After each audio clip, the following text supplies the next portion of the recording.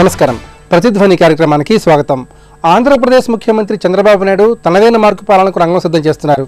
రాష్ట్రాభివృద్ధి లక్ష్యంగా 5 రంగాలపై శ్వేతపత్రాలు రూపొందిస్తున్నారు. రంగాల వారీగా ప్రత్యేక లక్ష్యాలు నిర్దేశిస్తున్నారు. మంత్రుల పరిణితనానికి మార్కులు అంటున్నారు. ప్రతి శాఖకు 100 రోజుల అభివృద్ధి ప్రణాళిక తయారు చేయాలని ఆదేశించారు. తాజా పరిస్థితులకు అనుగుణంగా విజన్ 2020లో మార్పులు తప్పవంటున్నారు. ప్రజల నమ్మకాలను నిలబెట్టేలా పారదర్శక పాలన దిశగా అడుగులేస్తున్న చంద్రబాబు అభివృద్ధి లక్ష్యం ఎలా ఉండబోతోంది అనే అంశంపై ప్రతిధ్వని చర్చను చేపట్టింది. ఈ చర్చలో పాల్గొంటున్న ప్రముఖులు జే చౌదరి గారు, ఫిక్కీ కో చైర్మన్, బాపులు గారు, విద్యుత్ శాఖ మాజీ చీఫ్ ఇంజనీర్ చందు సాంబశివరావు గారు, తెలుగుదేశం పార్టీ సీనియర్ నాయకులు, రాజకీయ విశ్లేషకులు పివి సుబ్బయ్య చౌదరి గారు, వ్యవసాయ రంగ నిపుణులు.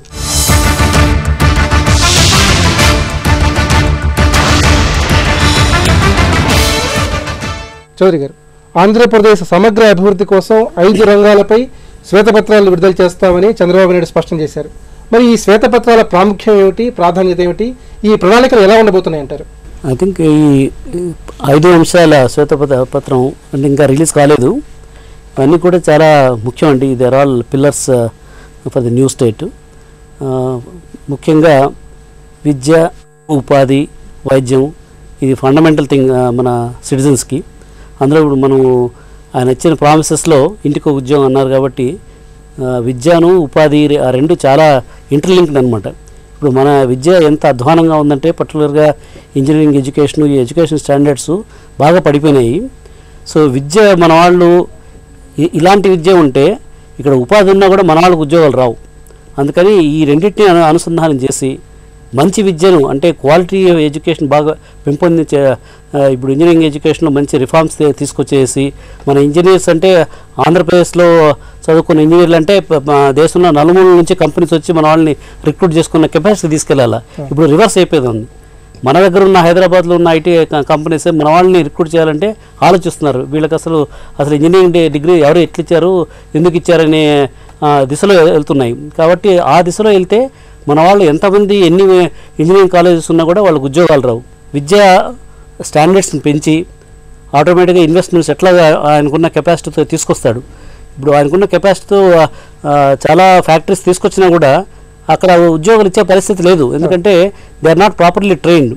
అంటే ఇంజనీరింగ్ విద్య కాకుండా కూడా వొకేషనల్ ట్రైనింగ్ కూడా చాలా ఇంపార్టెంట్. ఇప్పుడు మ్యానుఫ్యాక్చరింగ్ రంగంలో మన వాళ్ళకి అసలు ఎలాంటి అసెంబ్లీ ఎట్లా చేయాలో తెలియదు. మన ఐటీఐస్ తర్వాత పాలిటెక్నిక్స్ చాలా వెనుకబడి ఉన్నాయి. వాళ్ళకి మోడర్న్ టెక్నాలజీ సరిగా తెలియదు. తర్వాత అవన్నీ మోడర్నైజ్ చేయలేదు. ఈరోజు ఇండస్ట్రీకి కావాల్సిన స్కిల్స్ వాళ్ళ దగ్గర లేవు. అయితే రాష్ట్ర అభివృద్ధిలో మానవ వనరులు అనేవి చాలా కీలకమైనవి. చాలా కీలకం. ఈ మానవ వనరుల అభివృద్ధి పరంగా విద్య, వైద్య, ఉపాధి రంగాల్లో చంద్రబాబు నాయుడు ప్రణాళిక ఏ విధంగా ఉండాలంటారు? చంద్రబాబు నాయుడు ఎందుకు ఈరోజు అందరూ ఆశలు పెట్టుకున్నారంటే ఆయన రిఫార్మ్ ఓరియంటెడ్ పర్సన్. ఇదివరకు రోజుల్లో కూడా ఆయన రిఫార్మ్స్, ఇండస్ట్రియల్ రిఫార్మ్స్ కానీ, ఇన్వెస్ట్మెంట్ రిఫార్మ్స్ కానీ, విద్యుత్ రంగంలో కూడా రిఫార్మ్స్, వీటన్నిటిలో కూడా ఆల్వేస్ ఈ things in that reform orientation. ఇప్పుడు ప్రపంచ దేశాలు అన్ని చోట్ల కూడా మనకు ఐటీ రంగం ఏ విధంగా వచ్చిందంటే 1990 ముందు అసలు సాఫ్ట్వేర్ రంగం లేదు. పివి నరసింహారావు గారు ఆ రిఫార్మ్స్, ఎకనామిక్ రిఫార్మ్స్ తీసుకొచ్చిన తర్వాత మనకు ఈ బిలియన్స్ ఆఫ్ డాలర్స్ ఎక్స్పోర్ట్ ఇవన్నీ వచ్చాయి. ఏదన్నా కూడా మనకి ఇండస్ట్రీ రావాలన్నా, ఉపాధి రావాలన్నా కూడా ఈ రిఫార్మ్స్ ఆలోచించాలి. అంటే ఎగ్జిస్టింగ్ సిస్టంలో ఏ విధంగా ఉన్నాయి వీటిని మార్చాలంటే కొంచెం డ్రాస్టిక్, అంటే టింకరింగ్ చేస్తే లాభం లేదు, ఏదో కొంచెం ఇంప్రూవ్ చేస్తే లాభం లేదు. డ్రాస్టిక్ రిఫార్మ్ తీసుకొచ్చేసి ఆ విద్యా విలువలను కొంచెం పెంపొందిస్తే ఆటోమేటిక్గా మన పిల్లలందరికీ కూడా ఉద్యోగ అవకాశాలు వస్తాయి. తర్వాత వాళ్ళ క్వాలిటీ బాగుంది కాబట్టి ఇండస్ట్రీ వాళ్ళు కూడా అక్కడ తీసుకొచ్చేసి ఫ్యాక్టరీస్ పెడతారు. ఎందుకంటే రా మెటీరియల్, మంచి రా మెటీరియల్ మన దగ్గర ఉంది కాబట్టి. ఈ రెండింటిని అందుకని చాలా very very important, fundamental to the growth of the economy. Bapulu గారు, ఇప్పుడు కొత్త రాష్ట్రం ఎదుర్కొంటున్న అతి ప్రధానమైన సమస్యల్లో విద్యుత్ రంగం కూడా ఒకటి. మరి విద్యుత్ రంగాన్ని బలోపేతం చేసే విషయంలో చంద్రబాబు విజన్ ఏ విధంగా ఉండాలంటారు? చంద్రబాబు గారు అనౌన్స్ చేసిన దాని ప్రకారం 100 రోజుల్లో ఒక ప్రణాళిక, స్వల్పకాలిక, దీర్ఘకాలిక. ఏ ప్రోగ్రెస్ రావాలన్నా, స్టేట్లో ఏ అభివృద్ధి రావాలన్నా ఫండమెంటల్గా కావాల్సింది పవర్. సో పవర్ మీద కాన్సన్ట్రేషన్ ఎక్కువ ఉండాలి. మనకి మొన్న జరిగిన ఈ పవర్ షేరింగ్లో జనాభా రేషియోలో కాకుండా వాడుక విధానంగా చేసిన దాంట్లో మనం దగ్గర 1600 మెగావాట్లు మనం లూజ్ అయ్యాం. సో దీన్ని కాంపెన్సేట్ చేయాలి. యువతల తెలంగాణ సోదరులకు ఇబ్బంది కలగకుండా చేయాలి. వారు పదే చెప్తున్న మాట కూడా అదేను. ఇలా చేయడానికి మనకి స్వల్పకాలిక టార్గెట్ ఏంటంటే కృష్ణపట్నంలో 2 యూనిట్లు 2 into 800 megawatts ఒకటి ఆల్రెడీ సింక్రనైజ్ అయింది. ఆ లైన్ లేక ఇంకా జనరేషన్ రాదనుకున్నాం. మన డిస్కషన్ అయ్యాక లైన్ తయారైంది, అది యూనిట్ తీసుకున్నారు, జనరేషన్లో ఉంది, ఫుల్ జనరేషన్ వస్తుంది. ఇంకా ఎట్ ది సేమ్ టైం రెండో 800 మెగావాట్ల యూనిట్ ఏదైతే నవంబర్ డిసెంబర్లో రాబోతుందో దానికి కూడా చాలా వరకు లైన్ అయిపోయింది. నాకు తెలిసినంత ప్రకారం మన అక్కడ కోస్ట్ దగ్గర థర్మల్ ప్లాంట్ దగ్గరే కొంత రీచ్ ల్యాండ్ డిస్ప్యూట్ ఉండి ఈ సీషోర్ ఈ ఫిష్ ట్యాంక్స్ ఇవి ఉండి వాళ్ళ కాంపెన్సేషన్ అది కాంట్రాక్చువల్ అగ్రిమెంట్ ప్రకారం ఎవరైతే లైన్ చేస్తున్నారో అతను పే చేస్తే ముందు దానికి డిపార్ట్మెంట్ కాంపెన్సేట్ చేస్తుంది. సో అతను పే చేయడానికి అతనికి ఆర్థిక ఇబ్బంది వలన అతనికి ఇవ్వాల్సిన బిల్స్ ఇవ్వలేకపోవటం వలన ఆ లైన్ ఆగిపోయింది. దాని మీద ఇమీడియట్గా కాన్సన్ట్రేట్ చేసి ఈ 100 రోజుల్లో చేయాల్సిన ప్రథమ కర్తవ్యం దాన్ని సాల్వ్ చేసి ఆ లైన్ కంప్లీట్ చేసి రెండో 800 మెగావాట్స్ జనరేషన్ వచ్చేసరికి యూనిట్ తయారయ్యేసరికి గ్రిడ్లో సింక్రనైజ్ చేసేసి ఉత్పత్తి మనందరం వినియోగించేటట్టుగా తగిన తక్షణ చర్య తీసుకోవాలి. నెంబర్ 1. నెంబర్ 2, మనకు సుమారు 1800 మెగావాట్ల కెపాసిటీ ఉన్న 4 గ్యాస్ బేస్డ్ జనరేటింగ్ స్టేషన్స్ ఖాళీగా ఉన్నాయి, గ్యాస్ లేక. దీనికి గ్యాస్ ఇట్లా మనం వదిలితే ఇమీడియట్గా టర్బైన్ రన్ అవుద్ది. దీనికి మనం ప్రథమ కర్తవ్యం చేయాల్సింది సెంట్రల్ గవర్నమెంట్తో మాట్లాడి గ్యాస్ అలొకేషన్ చేయించి వాళ్ళ జనరేటింగ్ స్టేషన్స్ ఉత్పత్తిదారులు వాళ్ళకు ఉన్న చిన్న ఇబ్బందులను తొలగించి వాళ్ళను కూడా రాష్ట్ర ఆర్థిక పరిస్థితి పవర్ షార్టేజ్ పరిస్థితి దృష్టిలో పెట్టుకుని వాళ్ళతో తగిన చర్యలు తీసుకుని వారి ప్రాబ్లమ్స్ కూడా సాల్వ్ చేసి ఆ 18 మెగావాట్లు కూడా ఇమీడియట్గా దాన్ని తీసుకురావాలి. ఇది ఈ 2 స్వల్పకాలికంలో తీసుకోవాల్సిన ఇమీడియట్ చర్యలు. రైతాంగానికి 9 గంటలు, అట్లాగే గ్రామీణ ప్రాంతాలకు 24 గంటలు నిరంతర విద్యుత్ సరఫరా చేస్తామని చంద్రబాబు చెబుతున్నారు. మరి ఆచరణలో ఎంతవరకు సాధ్యం అంటారు? ఇప్పుడు ఈ జనరేషన్ 1600 మెగావాట్లు మన కృష్ణపట్నం నుంచి రావాల్సింది. తర్వాత ఈ గ్యాస్ బేస్డ్ కూడా వచ్చేసేస్తే మన 9 గంటలు విలేజెస్కి ఇవ్వాల్సింది. ఇంచుమించు 9 అవర్స్ అయితే కంపల్సరీగా ఇస్తాం. 24 అవర్స్ ఇవ్వగలుగుతాం, కొంచెం తగ్గుద్ది అనేది అప్పుడు మనం దాన్ని బట్టి ఆలోచించవచ్చు. ఇంకా కొంత షార్ట్ ఫాల్ ఉన్నా కానీ దానికి దీర్ఘకాలిక చర్యలు దాన్ని కోపప్ చేయొచ్చు. సాంబశివరావు గారు, ఇప్పుడు రాష్ట్ర అభివృద్ధికి సంబంధించి చంద్రబాబు శ్వేతపత్రాలు విడుదల చేస్తూ ఉంటున్నారు. మరి మౌలిక రంగాల అభివృద్ధి విషయంలో చంద్రబాబు దార్శనికత, దూరదృష్టి ఏ విధంగా ఉంటుందంటారు? విద్య, వైద్యం, ఉపాధి అనే దాని మీద ఒక శ్వేతపత్రం అనుకున్నాం, because they are related areas. అలాగే పరిశ్రమలు, విద్యుత్తు, వ్యవసాయ రంగం, దాంట్లో వ్యవసాయానికి కూడా వాళ్ళ విద్యుత్తు ప్రధానమైన పాత్ర పోషిస్తుంది కాబట్టి అదొక శ్వేతపత్రం అన్నాం. ఇంకోటి మౌలిక వస్తువులు, ఇంకోటి ఇలా మీరు 4-5 గ్రూపులుగా చేసి ఫండమెంటల్గా మనం ఏం చేస్తున్నాం, ఈ రంగాల్లో మన పరిస్థితి ఎలా ఉంది, మనకి అందరికీ ఒక అవగాహన వచ్చిన తర్వాత దీంట్లో మనం కోరుకుంటున్న మార్పులు ఏంటి, దాని మీద కూడా మనకు సరైన అవగాహన ఉంది. కాబట్టి ఇక్కడి నుంచి అక్కడికి వెళ్ళాలంటే మనం ఏం చేయాలి, ఈ డైరెక్షన్లోనే దానికి బేసిస్గా ఈ యాజ్ ఈ స్టడీస్ ఉపయోగపడతాయి, ఈ శ్వేతపత్రాలు ఉపయోగపడతాయి. శ్వేతపత్రాన్ని బేస్ చేసుకుని మనం ఇది చేయాలనుకుంటున్నాం కాబట్టి అక్కడికి వెళ్ళాలంటే మనం చేయాల్సిన 2, 3, 4 పాయింట్స్, 5 ఏరియాస్ని పెద్దల సలహాల మేరకు మనం ఏర్పాటు చేసుకోవడం జరుగుద్ది. దీనికి మేబీ ఒక 1 నెల రోజులో, 2 నెలలు, 3 నెలల్లో పట్టుద్ది. దీన్ని ఈ గ్యాప్ అనాలిసిస్ అనుకోండి, ప్లానింగ్ పీరియడ్ అనుకోండి, మనం ప్రిపేర్ అవుతున్నామని అర్థం. మనం కోరుకున్న మార్పును సాధించడం కోసం మనం ప్రిపేర్ అవుతున్నాం. దానికోసమే మనకి తెలిసిన తెలియని మనకు అవగాహన లేని అంశాలను కూడా ఇప్పుడు మనం వెలికి తీయాలి. కాబట్టి శ్వేతపత్రం అనేది ఏంటంటే ఒక scientific study of where we are, మనం ఎక్కడున్నాం, విద్యారంగంలో మనం ఎక్కడున్నాం, వైద్య రంగంలో మనం ఎక్కడున్నాం, దాంట్లో ఉన్న లోపాలేంటి, దాన్ని సరిదిద్దవలసిన అంశాలేంటి, దాంట్లో సరిదిద్దవలసిన అంశాలేంటి, ముందు అదంతా లిస్ట్ చేసుకుంటే దాన్ని ఏ రకంగా మనం అభివృద్ధి చేస్తే, మార్పులు చేస్తే మనం కోరుకున్న విధంగా మనం గోల్ రీచ్ అవుతాము 5 సంవత్సరాల్లోనో 10 సంవత్సరాల్లోనో మనకు అది అర్థమైతే అదే ప్రోగ్రెస్, అదే డెవలప్మెంట్. బడ్జెట్కు ముందుగానే ఈ శ్వేతపత్రాలు విడుదల చేస్తామని చంద్రబాబు చెప్తున్నారు. మరి దీంట్లో ఆంతర్యం ఏమిటంటారు? మనం ఎక్కడున్నాం అనేది అర్థం కాకుండా బడ్జెట్ మనకి ఏం ఉపయోగం చేస్తుంది? సపోజు చౌదరి గారు అన్నారు మన విద్యా విధానంలో చాలా మార్పులు రావాలన్నారు. ఏం మార్పులు రావాలని అడుగుతాం కదా మనం. ఆ ఏం మార్పులు అనేది పెద్దలు కూర్చుని ఆలోచించి 10 అంశాలు రాస్తే ఈ 10 అంశాలని కరెక్ట్ చేయడానికి మనకు 10 రూపాయలు కావాలో 100 రూపాయలు కావాలో నెక్స్ట్ స్టెప్ అది. నేను డబ్బులు ఇచ్చినంత మాత్రాన మీకు రంగం అభివృద్ధి చెందదు. ఆ రంగంలో ఉన్న లోటుపాట్లు ఏంటి, జరుగుతున్నది ఏంటో అర్థమైన తర్వాత దానికి కావాల్సిన డబ్బులు అనేది, దానికి కావాల్సిన మిగతా హంగులు తర్వాత ఏర్పరచుకోవాలి. బడ్జెట్ మీద మనం ఫోకస్ పెట్టకూడదు. బడ్జెట్ కంటే ముందే జరగాల్సిన పని ఇది. కాబట్టి ఇవాళ చంద్రబాబు నాయుడు గారు చాలా సైంటిఫిక్గా, ఏదో తమాషాగా మన దగ్గర డబ్బులు ఉన్నాయి కాబట్టి మీరు ఇచ్చేయండి అని కాదు. ఫండమెంటల్గా మనం ఎక్కడున్నాం అర్థం చేసుకున్న తర్వాత దానికి సంబంధించిన డబ్బులు మన దగ్గర ఉన్నాయా లేకపోతే మనం అక్కడి నుంచి తెచ్చుకుంటాం, మనం ఎలా సంపాదించుకుంటాం, లేదా పబ్లిక్ని ఎలా ఇన్వాల్వ్ చేద్దాం, ఇన్స్టిట్యూషన్స్ని ఎలా ఇన్వాల్వ్ చేద్దాం, సెంట్రల్ గవర్నమెంట్ని ఎలా ఇన్వాల్వ్ చేద్దాం, అది సెకండ్ స్టెప్. అది సో చేంజ్ మేనేజ్మెంట్లో ప్రజలు ఇవాళ మార్పు కోరుకుని కొత్త ప్రభుత్వాన్ని ఎన్నుకున్నారు. కొత్త ప్రభుత్వం మార్పు చేయాలి, ఏ విషయాల్లో మార్పు చేయాలి, ఎలా మార్పు చేయాలి అని అర్థం చేసుకోకుండా మనం మార్పు చేయమన్నారు కదా అని రోడ్డు ఎక్కితే మనం ఏమీ చేయలేం.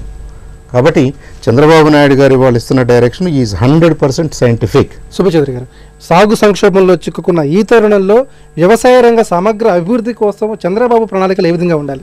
ఎన్నికల మేనిఫెస్టోలో కానీ, వస్తున్న మీకోసం యాత్రలో కానీ చంద్రబాబు నాయుడు గారు స్వయంగా పొలాల్లోకి వెళ్ళి రైతుతో మాట్లాడి, వాళ్ళ బావులు చూసి, వాళ్ళ ఆయిల్ ఇంజన్లు చూసి, ఎలక్ట్రిక్ మోటార్స్ చూసి, వాళ్ళ కుటుంబ పరిస్థితులన్నీ కూడా పూర్తిగా తెలుసుకొని అవగాహన ఉన్న వ్యక్తి.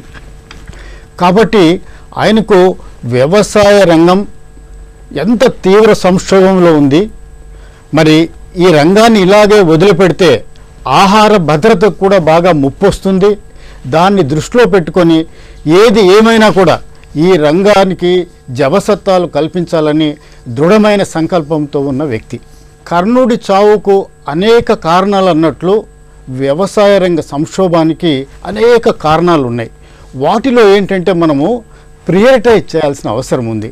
ఇప్పుడు ఏదో మీరు స్వల్పకాలిక అది ఇది అన్నారు, స్వల్పకాలిక కాదు. ఇందులో ఇప్పుడు యుద్ధ ప్రాతిపదికన చేయాల్సినవి కొన్ని ఉన్నాయి. యుద్ధ ప్రాతిపదిక ఈరోజు చేయాలన్నమాట. ఇది చేయకపోతే రైతు ఇబ్బంది పడతాడు. దాన్ని ఇమ్మీడియట్గా స్వల్పకాలిక ఉన్నాయి, సరే దీర్ఘకాలిక ఉన్నాయి. ఇప్పుడు యుద్ధ ప్రాతిపదికన మనం చేయాల్సింది ఏంటంటే వ్యవసాయ రుణాలన్నీ కూడా మాఫీ చేస్తాము అని చెప్పినారు. చెప్పిన దానిలో ఏమైందంటే రైతులు ఎవరు కట్టలేదు. ఇప్పుడు నైరుతి ఋతుపవనాలు మనకు ఆల్రెడీ మన కేరళలోను తమిళనాడులోనూ ప్రవేశించినాయి. మనకు 2 రోజుల్లో మన రాష్ట్రంలో వచ్చేటట్టు ఉన్నాయన్నమాట. ఈ నేపథ్యంలో రైతు ఇప్పుడు వెంటనే సేద్యానికి వెళ్ళాలా, భూమి తయారు చేసుకోవాలంటే పెద్దదానికి డబ్బులు కావాలా. మరి ఇంతవరకు బ్యాంకుల్లో ఎక్కడే కానీ ఒక న్యాయ పైసా ఎవరు ఇవ్వటం లేదు.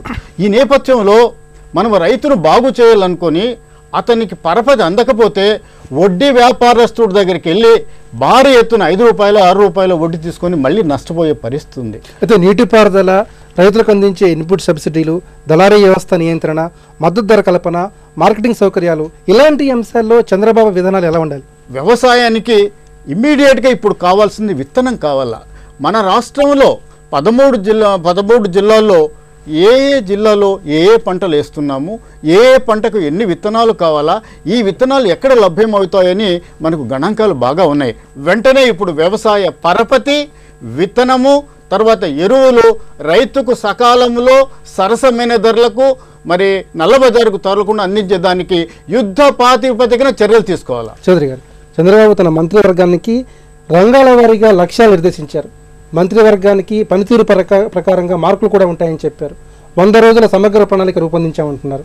మొత్తం మీద రాష్ట్ర ఆర్థిక అభివృద్ధి రేటు ఈ చర్యల వల్ల బలోపేతం అయ్యే అవకాశం ఉందా?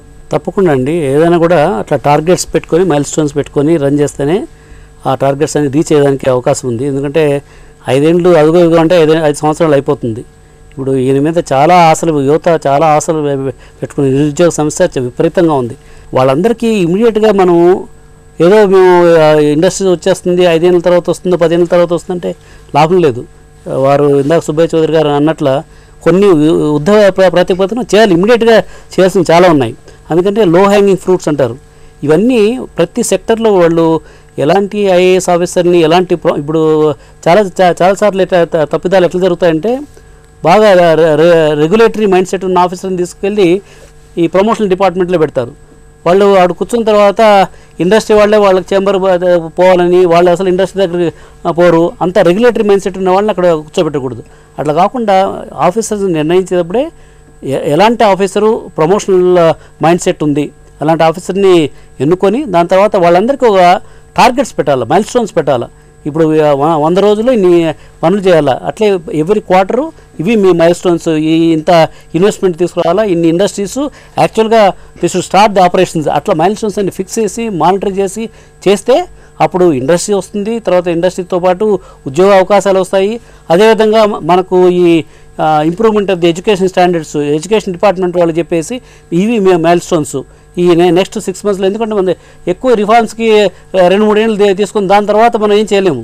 అందుకని ఇవన్నీ కూడా త్వరితగతిన ఇవన్నీ ఏవేవైతే మనం ఇమ్మీడియట్గా చేయాలనో వాటన్నిటిని ఇప్పుడు వాళ్ళ టార్గెట్స్ పెట్టుకొని ఈ 6 months లోపల అవన్నీ కంప్లీట్ చేసుకొని దాని తర్వాత, ఎందుకంటే చాలామందికి ఉద్యోగాలు చూస్తున్నారు, వాళ్ళు 1 సంవత్సరం ఆల్రెడీ ఉద్యోగాలు లేక ఖాళీగా పడున్నారు. వాళ్ళు ఏ విధంగా రీట్రైన్ చేసి ఈ వచ్చే కంపెనీస్లో మనం పెట్టించేదానికి ఇమ్మీడియట్గా ఆలోచించాలి.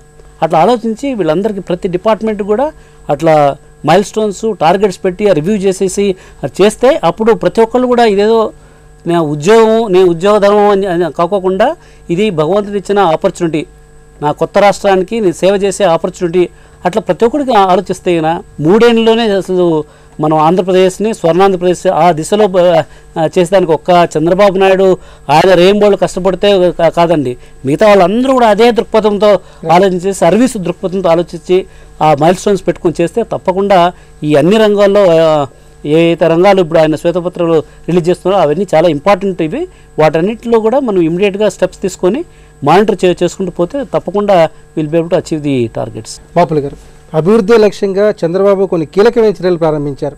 మరి ఈ చర్యల వల్ల ఉద్యోగ ఉపాధి అవకాశాల్లో ఏ విధమైన బలీయమైన మార్పులు కనిపించే అవకాశం ఉంది?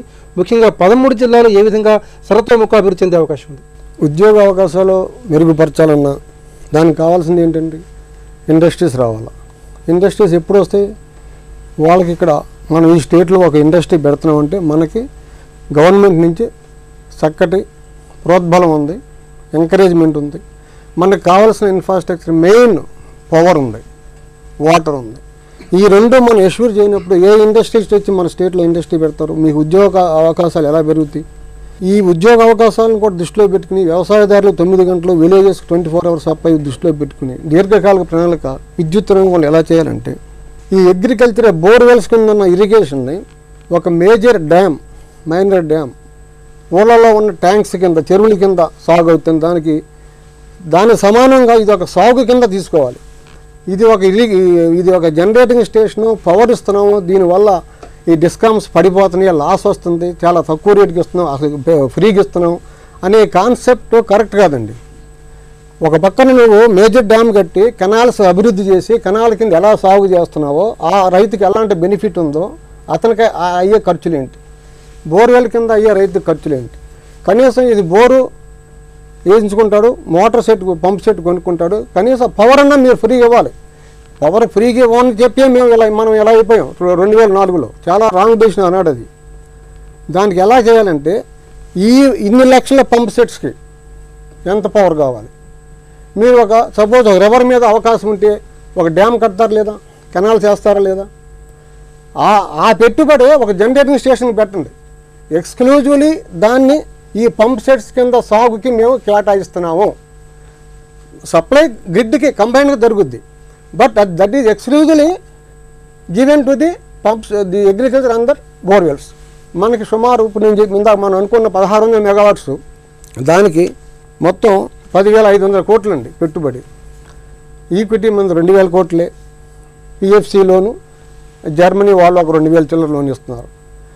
ఈ 2,100 కోట్లు మీరు ఒక ఇరిగేషన్ ప్రాజెక్ట్ కట్టున్నాం అనుకుని మీరు రైతులు బోర్వెల్ కింద రైతులు, సాగు రైతుల కింద మీరు ఇన్వెస్ట్ చేయండి, ఈ 1,600 megawatts కేటాయించండి.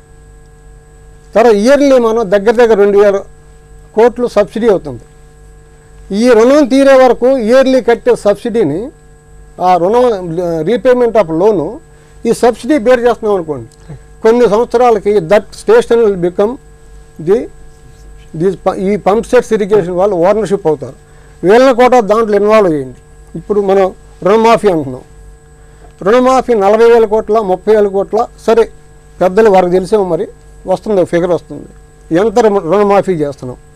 దానిలో ఒక 10% రైతులకి వాళ్ళకి క్లియర్గా ఎక్స్ప్లెయిన్ చేసి, ఇదిగో మీకు రుణమాఫీ చేస్తున్నాం, కానీ మీకు చేస్తున్న దాంట్లో 10% మీరు మాకు తిరిగి ఇవ్వండి, అది కూడా 5 సంవత్సరాలు 5 ఇన్స్టాల్మెంట్లు ఇవ్వండి. అది కూడా దేనికి ఊరినే ఇవ్వట్లేదు.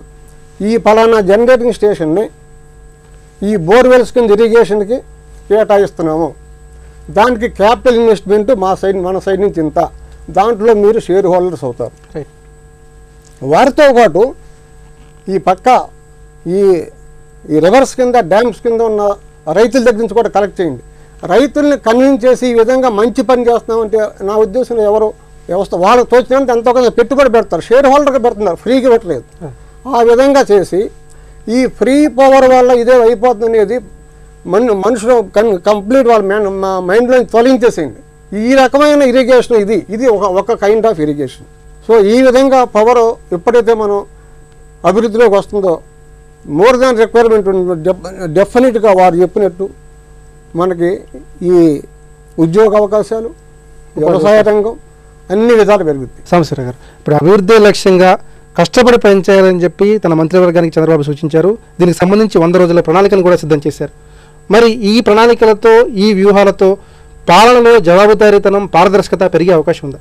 మంత్రివర్గ సభ్యులకి బేస్ లైన్ డాక్యుమెంటేషను, ఐడియాసు, మన పరిస్థితి ఎక్స్ప్లెయిన్ చేయడం జరుగుతుంది. తర్వాత వాళ్ళు చేయాల్సిన పనులు, వాళ్ళు ఏ లైన్స్లో ఏ మార్పులు తీసుకురావాలి, ఆయా మార్పులు తీసుకురావడానికి ఏమేం చేయాలనేది డెఫినెట్ టార్గెట్స్ కూడా ఉంటాయి. క్వార్టర్లీ టార్గెట్స్ అనుకోండి, మంత్లీ టార్గెట్స్ అనుకోండి, డైలీ టార్గెట్స్ అనుకోండి, ఉంటాయి. టార్గెట్స్ డెఫినెట్గా ఉంటాయి.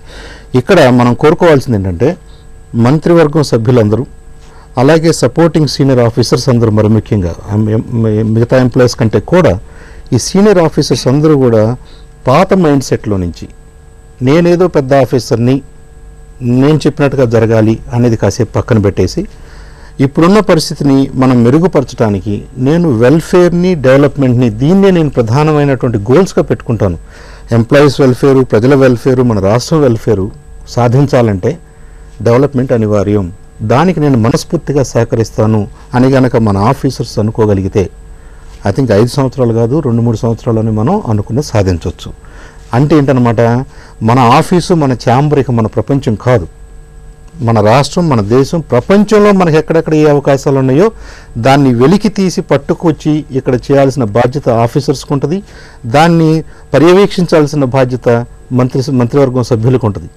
అంతేగాని బాబుగారు అనుకున్నాడు కాబట్టి అన్నీ బాబుగారు చేయగలడనో, మంత్రులకి ఇలా కేటాయించారు కాబట్టి మంత్రులు ఇవన్నీ చేయగలరనో అనుకుంటే చాలా పొరపాటు.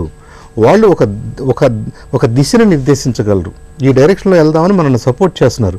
సో మేధావి వర్గం కానివ్వండి, సీనియర్ ఎంప్లాయీస్ కానివ్వండి, సీనియర్ ఆఫీసర్స్ కానివ్వండి, దీన్ని నిజంగా ఒక చౌదరి గారు అన్నట్టుగా ఇది ఒక అవకాశం. మనకి ఒక కొత్త స్టేట్ని మనం గ్రౌండ్ అప్ బిల్డ్ చేస్తున్నాం. ఇది ఒక గ్రీన్ స్టేట్. దీనికి మనకున్న అన్ని అవకాశాలని ఉపయోగించుకుని, మన టైంని, మన అనుభవాన్ని, మన నెట్వర్క్ని ఉపయోగించుకుని ప్రతి ఆఫీసర్ కనుక బయటికి వెళ్ళి ఈ ప్రపంచంలో ఎక్కడెక్కడ వాళ్ళకి ఏ అవకాశం ఉందో దాన్ని అర్థం చేసుకుని దాన్ని మనకు అన్వయించుకోగలిగితే I think it will be a very good opportunity. దానికి సరైన డైరెక్షన్లో చంద్రబాబు నాయుడు గారు నాయకత్వం ఇస్తున్నాడు అంటానికి ఇవన్నీ ఇండికేషన్స్ అని కూడా నేను నమ్ముతున్నాను. సుభాష్ చౌదరి గారు, మొదట్లో చంద్రబాబు నాయుడు విజన్ 2020 పేరిట తన పాలన ప్రారంభించారు. మధ్యలో 10 ఏళ్ళు ఈ పాలన గాడి తప్పింది. ఇప్పుడు మళ్ళీ విజన్ 2020లో అనేక రకాల మార్పులతో దీన్ని సరికొత్తగా అమలు చేయబోతున్నారు. మొత్తం మీద చంద్రబాబు నాయుడు డెవలప్మెంట్ విజన్ ఏ విధంగా ఉండబోతోంది? మనకు ఒక ప్రావర్బ్ ఉంది, there is no substitute for hard working అని. చంద్రబాబు నాయుడు గారు దాంట్లో ఫిట్ ఇన్ అవుతారు. ఆయన ఏంటంటే ఆయన నిద్రపోడు, ఇతరులు నిద్రపోనివాడు. ఈ నేపథ్యంలో ఆయన విజన్ ఏంటంటే ఇప్పుడు ఎకనామిక్ ఇన్ఎక్వాలిటీస్ బాగా ఉన్నాయి. అంటే పేదవాడేమో రోజు రోజుకు పేదవాడు అవుతున్నాడు, ధనవంతుడేమో రోజు రోజుకు ధనవంతుడు అవుతున్నాడు. ఈ సమాజంలో ఈ గ్యాప్ ఉండకుండా బ్రిడ్జ్ చేయాలనేది ఆయన ప్రధానమైన ఉద్దేశం. వాళ్ళు ఆ గ్యాప్ బ్రిడ్జ్ చేయాలంటే ఏం చేయాలా? ప్రియారిటీస్ అన్నమాట. 1, 2, 3, 4, 5 ప్రియారిటీస్లో ఇప్పుడు 5 రంగాలు ఎంచుకున్నారనమాట. ఈ 5 రంగాలలో వారికి స్పష్టమైన ఆలోచన ఉంది. అభివృద్ధికి సంబంధించిన 5 సెక్టర్లో ఆయనకు he has got vision and mission. Not only vision, ఆ విజన్కి సంబంధించి ఆ విజన్ అచీవ్ కావటానికి మిషన్ ఏంటి, ఎలా చేయాలి, మనం ఏ సెక్టర్ ఎలా చేయాలా, ఏ సెక్టర్ ఎలా చేస్తే మనం అనుకున్నది యుద్ధ ప్రాతిపదికన చేయాల్సినవి స్వల్పకాలిక దీర్ఘకాలిక మనం అచీవ్ చేయగలము. ఇవన్నీ మరి ఇప్పుడు ఈ తయారవుతున్న ప్లాన్లో ఇవన్నీ కూడా ఉంటాయని, మరి అభివృద్ధి ఏ విధంగా జరగాలనుకుంటున్నారో విజన్ మిషన్ ప్రకారం జరుగుతాయని తప్పకుండా ఆశిస్తున్నాం. రాష్ట్రాభివృద్ధి లక్ష్యంగా చంద్రబాబు స్వల్ప దీర్ఘకాలిక ప్రణాళికలపై దృష్టి పెట్టారు. గత పాలనకు భిన్నంగా ప్రజలు మెచ్చే పాలన అందించాలనే సంకల్పంతో చర్యలు ప్రారంభించారు. మోడీ తరహాలో అడుగులు ముందుకేస్తున్నారు. భవిష్యత్తుపై ప్రజల్లో నమ్మకాన్ని పెంచుతున్నారు. ఇది నేటి ప్రతిధ్వని. నమస్కారం.